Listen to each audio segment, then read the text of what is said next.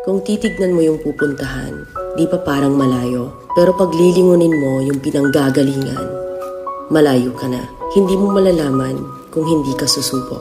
Ang buhay ay isang malaking sugal. Kung lagi kang takot sumugal sa isang bagay dahil takot kang mawalan, mauubos lang kung anong meron ka. Kung hindi ka mawawalan, hindi ka rin magkakaroon. Kung ano man ang mga desisyon mo ngayon, yun ang magiging buhay mo bukas. Lakasan mo lang yung loob mo. Dahil ang mundong to, aapakan lang ang mga mahihina. Ibangon mo palagi ang sarili mo. Balang araw, magugulat ka na lang na ang layo na pala ng narating mo. Kahit mabagal ang progress, basta may usad at kumikilos ka, okay na yan. Wala tayong magagawa. Ganyan talaga ang proseso ng buhay. Lahat tayo nakakaranas ng hirap.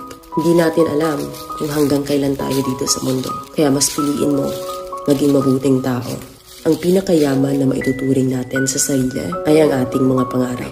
Kapag handa kang abutin yung mga pangarap mo, hinding-hindi ka maghihirap. Kung lagi kang may pinagdaanan sa buhay or pagsubok, pruweba lang yan na isa kang magiting na sundalo. Sa mga pagsubok, diyan ka aangat, diyan ka babaguhin. Yung tatag mo kung paano ka mag-ayos ng problema. Hindi ka magtatagal sa mundo. Lubos-lubusin mo na. Gawin mo yung mga bagay na handang iangat ang sarili mo. Huwag mo isipin yung mga sinasabi ng iba at huwag na huwag kang panghihinaan ng loob dahil lahat ng tao ay may iba't ibang desisyon at iba't ibang sitwasyon. Huwag ka lang mawalan ng pag-asa. Hindi mo naman kailangan madaliin lahat.